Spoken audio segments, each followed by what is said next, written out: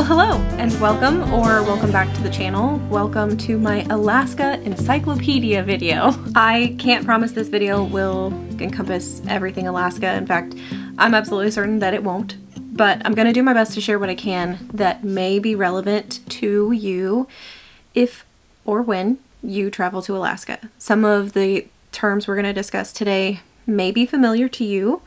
Some of them may not. There are going to be chapters in this video. We're going to break things up into easy to swallow chunks. So if you're just interested in wildlife, look for that one at the bottom of the video. You'll be able to find the chapters. For time's sake, because I'm sure this one's going to be a long one, I'm not going to go into too much detail about these things. We're just going to discuss a few details about these things. But there are going to be links in the description box if you're interested in learning more about a certain subject. So for a good portion of today's video, since I'm going to be talking about some specific things, I want you to be able to see what I'm talking about as opposed to just looking at me. So I'm going to be sharing my computer screen with you for a good portion of this video. So if you see me looking down, if you see me at all, I'm looking at my computer to help share some actual examples of what we're going to be talking about today. So let's dive in. We're going to talk about the people of Alaska first. So actually, the first people of Alaska were Native Alaskans. Okay, so we are currently on the alaska.gov website, and this is actually the Kids Corner, which is kind of cool, but they have a very informative page with even more links located at the bottom of the page. If you're interested in learning more, as I said, we're just going to be discussing the basics today.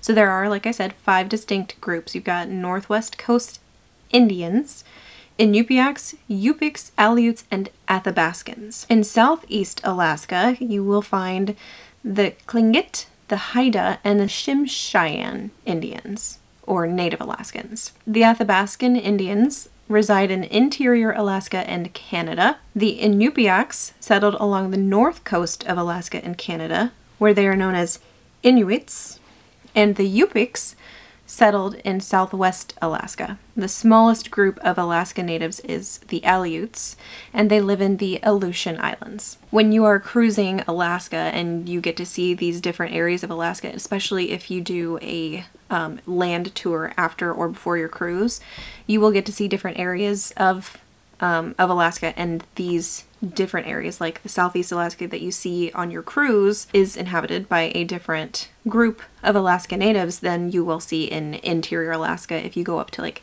Fairbanks area. Alaska does have some famous Alaskans that may or may not be native in ethnicity.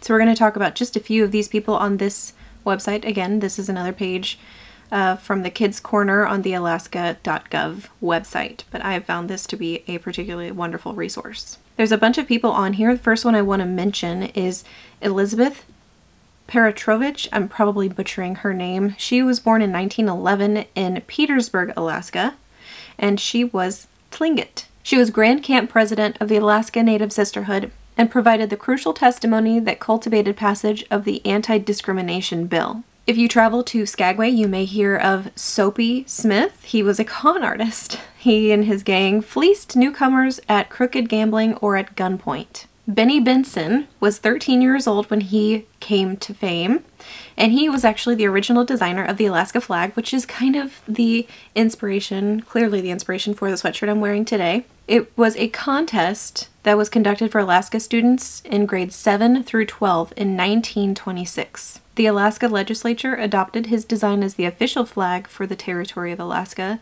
in 1927. You may or may not have heard of the Iditarod. Libby Riddles was the first woman to win the quote-unquote last great race on Earth. Susan Butcher was the only woman to win the Iditarod sled dog race 3 consecutive years. If you've ever watched a Disney movie, particularly Pocahontas, Irene Bedard is an actress originally from Anchorage and was the voice of Disney's Pocahontas.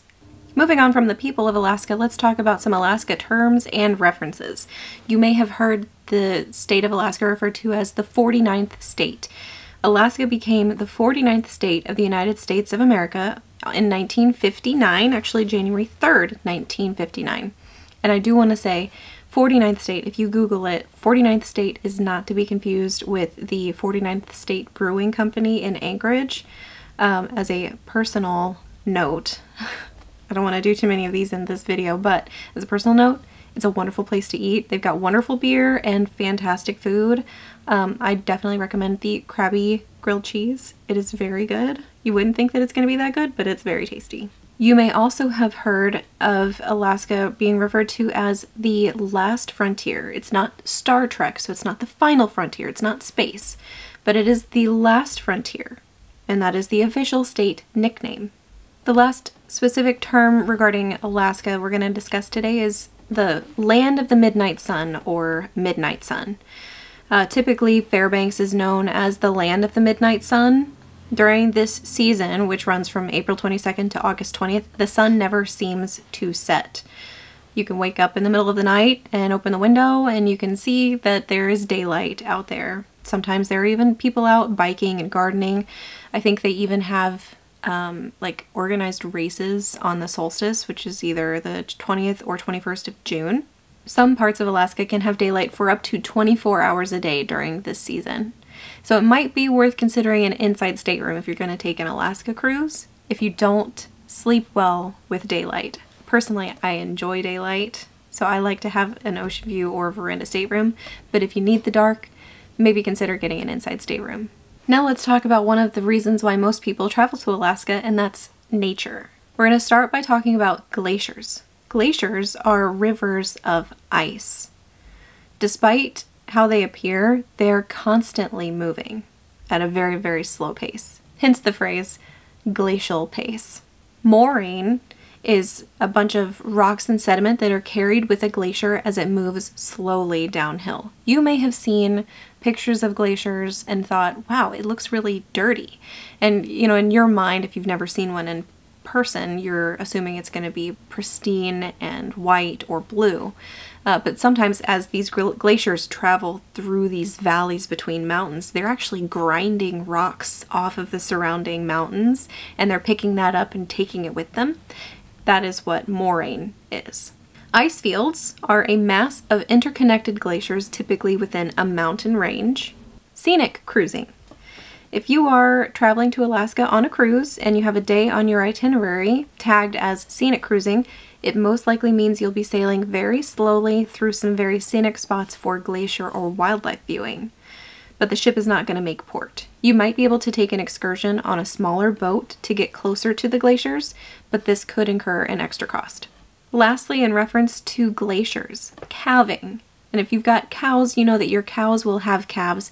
Glaciers also calve, meaning large chunks of the glacier are breaking off and they may become icebergs if they're falling into water. And it is said that the sound of a large calving is tremendous. Moving on from glaciers, now we're going to talk about other nature. We're going to talk about some flowers and plants that you may see in your trip to Alaska, starting with my favorite, fireweed. Fireweed grows in meadows, woods, and along Alaska's highways. It is a tall plant with thin, long leaves that grow off of a central stalk. The flowers are pink that bloom from the bottom upward. In the fall, the leaves turn bright orange, red, and purple. Its name comes from its ability to mass produce on recently burned over areas due to its deep roots that escape fire. One of my favorite facts about fireweed is that it will bloom from bottom to top over the course of the summer. So fireweed begins to bloom at the bottom, and then when you see the blooms at the top of the stalk, you know summer is coming to an end and fall is very near.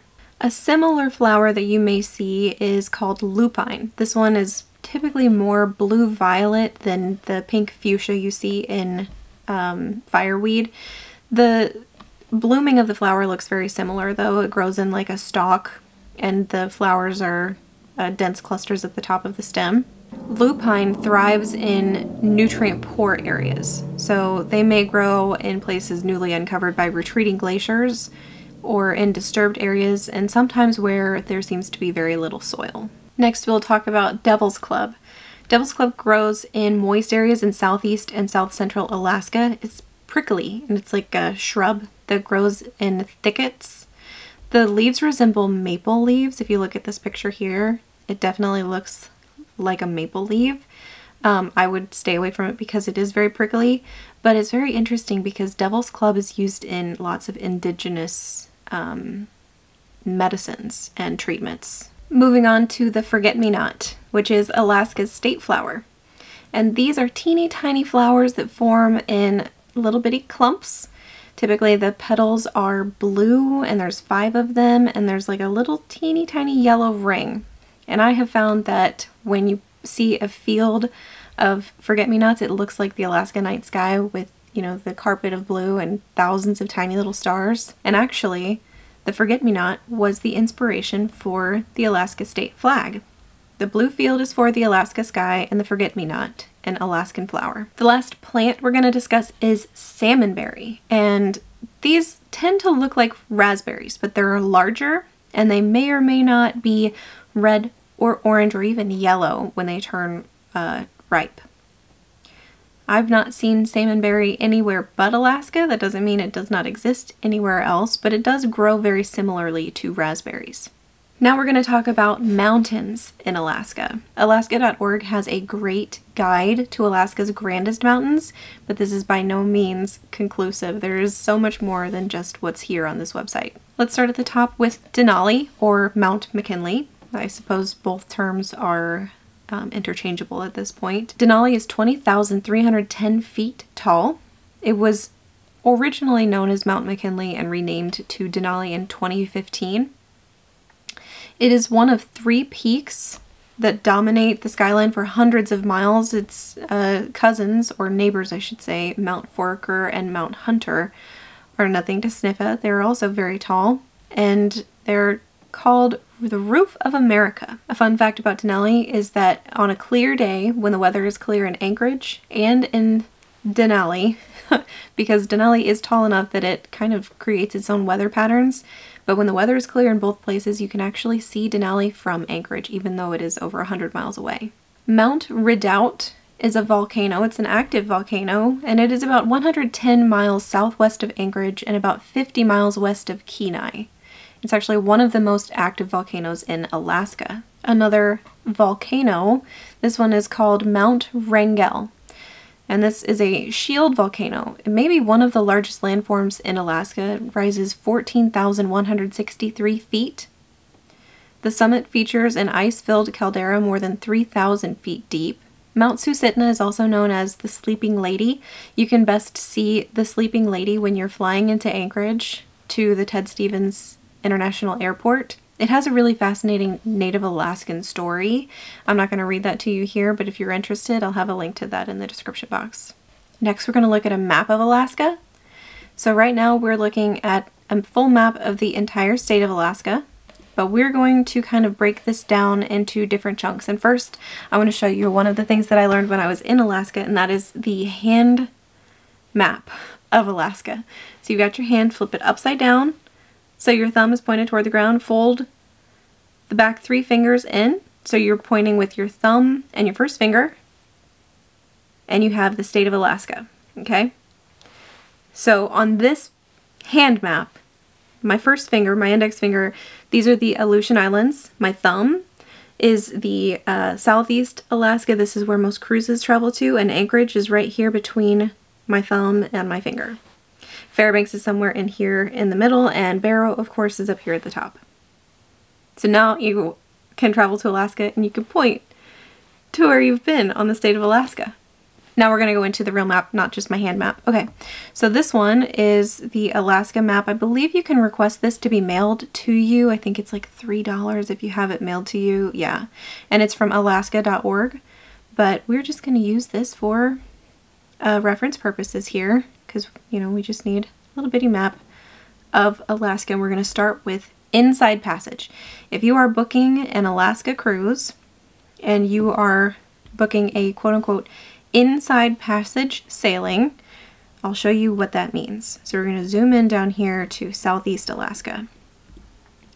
And if you see this down here, all of this on the Alaska side that's green, everything on the other side, the British Columbia side, is Canada, but all of the little green islands is Alaska, and this is the Alexander Archipelago. The islands that make up this archipelago protect the Inside Passage. Ketchikan and Sitka are part of the archipelago as they are on islands in this archipelago.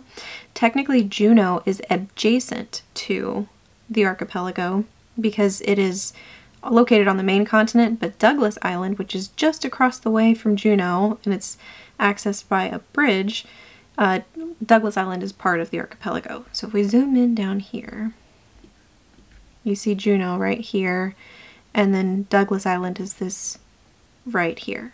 So let's zoom out and I'll show you what inside passage means. Inside passage is protected water transited by boats and cruise ships, and it extends from Seattle, which is not part of this map, through Vancouver, Victoria, Canada, and into Southeast Alaska through Juneau and up to Skagway. If you follow my mouse here, you can see I'm down here by Prince Rupert, down here at the bottom. We're gonna sail right up here past Ketchikan. If you're sailing an inside passage sailing, you may come up here this way. Inside passage might include a stop at Wrangell. You might sail around here and go to Juneau. And then all the way up here is Haines and Skagway.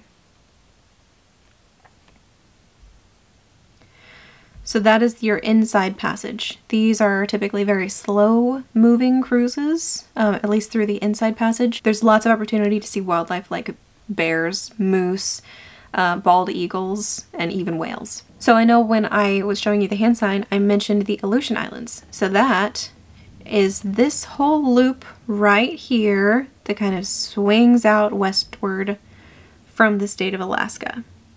A lot of these are volcanic, and it is the site of the Aleutian Islands campaign battles during World War II. And if you didn't know, Alaska has a very rich history, not just with native Alaskans, but with World War II and even Russian occupancy. Turnagain Arm. If you spend any amount of time in Anchorage, you may hear Turnagain Arm, and it's here on our map. So if you sail up through the Gulf of Alaska, up here, past Homer, here's your Cook Inlet, and then Turnagain Arm is in here. And it actually turns here past Hope, past Girdwood, and it goes nearly to Portage. Now let's talk about interior Alaska. So when you are on an Alaska cruise, you will spend a lot of time in Southeast Alaska, which is the inside passage portion that we showed before. You may disembark your cruise in Whittier, which is South Central Alaska. Anchorage, Whittier is South Central Alaska.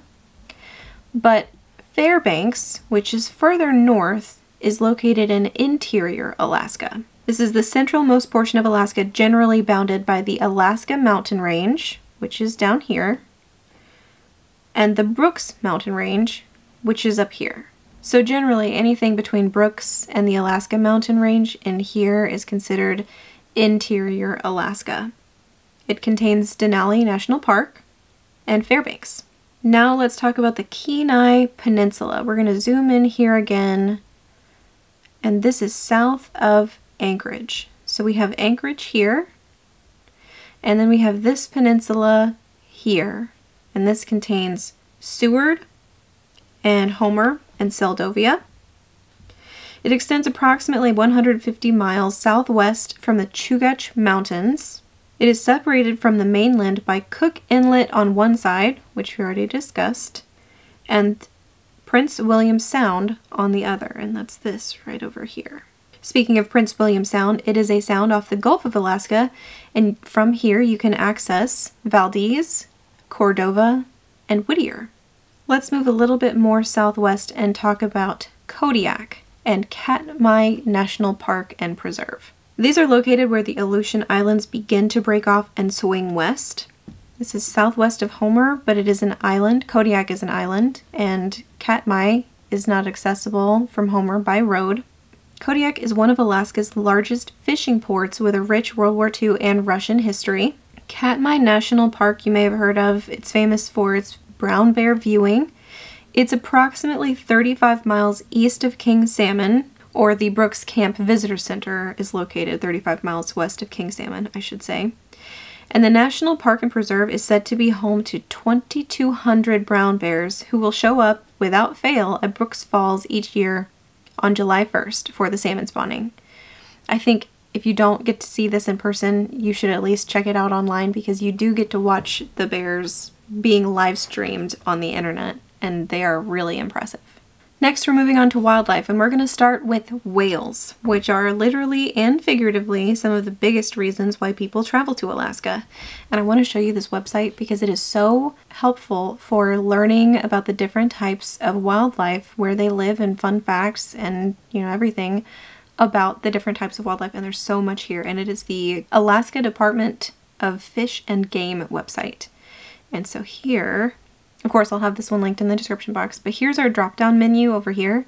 And when I click on this, we have so many options to choose from.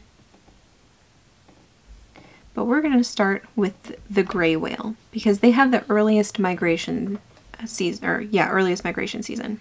Gray whales are a baleen whale, and they can best be sighted during migration north in April. Since I've already mentioned it, I want to talk about what baleen is. Baleen is a filter feeding system for some whales that they use instead of teeth. It prevents whales from swallowing food that is too large for them to swallow. It's made of keratin, kind of like our hair or fingernails. It was traditionally used in corsets or parasols for stiffening. It was also used in baskets and back scratchers. But commercial uses for baleen are now illegal to protect endangered whale populations. However, baleen may be legally sold by Alaska natives as traditional native handicraft under both the Marine Mammal Protection Act and Endangered Species Act.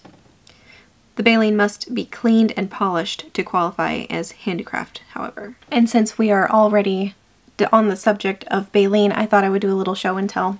So I had the opportunity to travel to Utqiagvik, or Barrow, which is the northernmost point of the United States, which is very cool.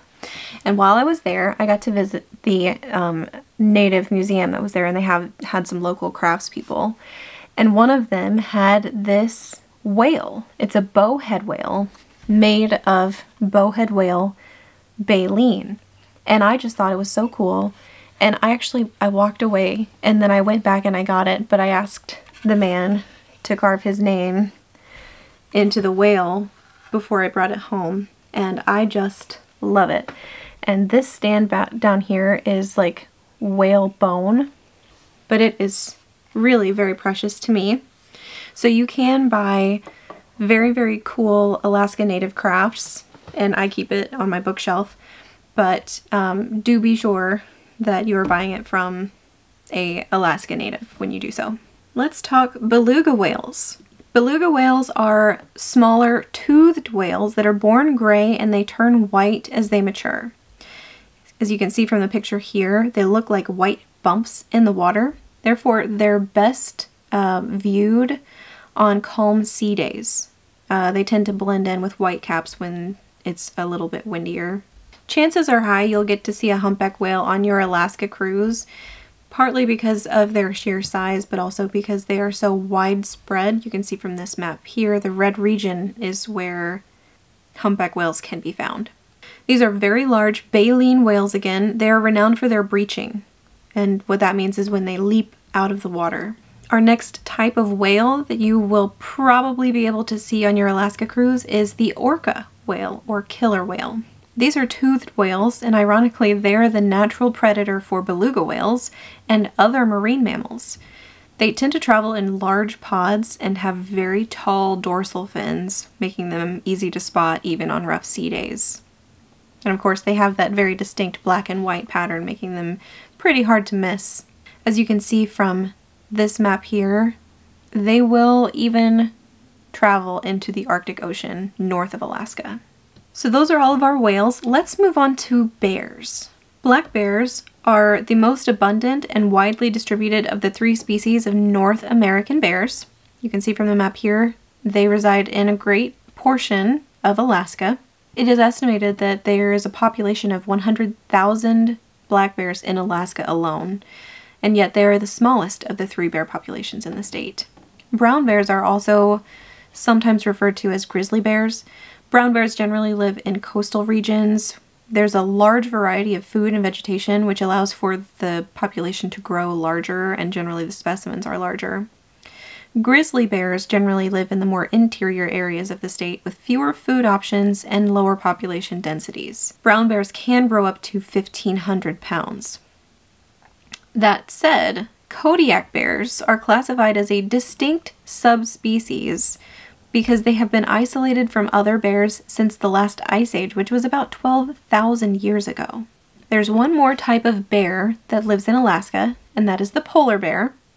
You're probably not going to see this one in Anchorage or even in Fairbanks, but they do reside in circumpolar coastal regions. Their size is on par with brown bears, but their white, yellowish coat is very distinct, so you're not going to confuse them, and it does serve as camouflage in their typically snowy climate. Moose is the largest member of the deer family and can weigh up to 1,600 pounds. Only the males grow the distinct antlers, which are shed and regrown every year. During the growth process, the antlers are covered in what is called velvet, which delivers the necessary blood for the growth process of the antlers. Caribou are the only member of the deer family in which both males and females grow antlers. In Europe, caribou are called reindeer, but in Alaska and Canada, only the semi-domesticated form is called reindeer. All caribou and reindeer worldwide are the same species, but there are 7 subspecies. Next, let's talk about Dall sheep. Of course, they're known for their massive curled horns. These can be found close to Anchorage if you're driving on the Seward Highway or on other southern mountain ranges of Alaska. The bald eagle. This is the United States national bird, but it is also Alaska's largest resident bird of prey with a wingspan of up to 7.5 feet. The highest nesting densities occur on the islands of Southeast Alaska, and from personal experience sailing between Juneau and Skagway, you can see their white heads poking out from the trees at almost set intervals, so it's a very highly populated area. Next, let's move back into sea creatures, and we'll start with the northern sea otter. This is the largest member of the weasel family. They spend nearly all of their lives on water. They are said to be clumsy on land. Females give birth to pups who will ride on the mother's chest as she swims on her back until they are large enough or old enough to swim and hunt for food on their own. You can see here they reside in the Aleutian Islands, up into the Kenai Peninsula, and then down into southeast Alaska. Harbor seals. Harbor seals are covered with a short, coarse hair. Harbor seals differ from sea lions by the absence of external ear flaps, and they're usually very solitary in water and very elusive. The Steller sea lion is the largest member of the eared seals family, and they differ from sea lions found in California as they are larger and lighter in color, and they do not bark, but they converse with roars and what sounds like lamb-like vocalizations. We've talked about Dall sheep. Let's talk about Dall's porpoise. Dall's porpoise look nearly identical to orca whales. They have the same coloration pattern. They have that dorsal fin that pokes out of the water. They travel in pods of 10 to 20, and they enjoy swimming alongside boats. But of course, these are not whales, but they are porpoise. We're going to round out this video with a couple of fish. If you're traveling to Alaska, try the salmon. There's lots of salmons to choose from. Chinook salmon, or king salmon, are called such as reference to their very large size. Chum salmon, or dog salmon, coho salmon, pink salmon, and sockeye salmon are all other types of salmon that reside in Alaska. Salmon run occurs when salmon run, or swim, upstream to spawn.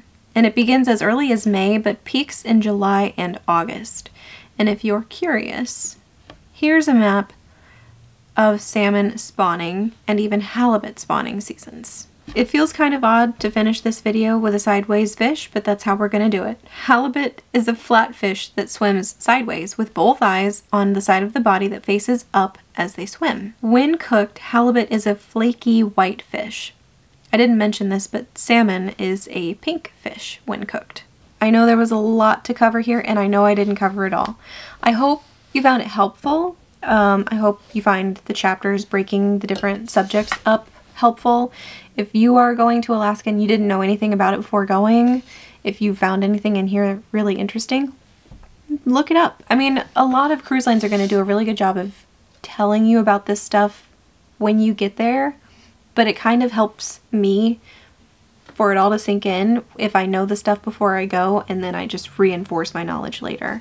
So I wanted to make this video, and now I've made it. I hope you enjoyed it, but if you didn't, that's okay. I made it for me and for anybody else who found it helpful. But that is going to be it for me for today, and you guys are going to see me in another video really soon. Bye!